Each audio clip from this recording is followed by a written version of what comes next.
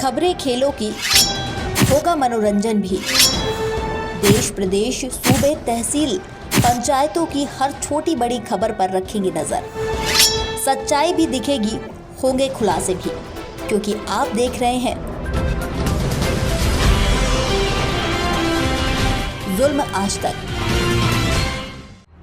आज Delhi Ibrahimpura bus stand में छठ पूजा का पर्व बड़े धूमधाम से मनाया गया। छठ पूजा पर्व नव युवक जागृति समिति के अध्यक्ष किशोर कुमार छठ पुजार, नव युवक जागृति समिति के महासचिव विपिन ठाकुर, सचिव चंदन प्रसाद, विनय कुमार, कोषाध्यक्ष विकी देव, सह कोषाध्यक्ष प्रमोद कुमार, मेंबर मोती चंद मेंबर आदि लोग शामिल हुए और क्षेत्रीय विधायक श्री संजीव झा और हजारों की संख्या में सामाजिक व्यक्ति मौजूद रहे। रुबेर खान की रिपोर्ट।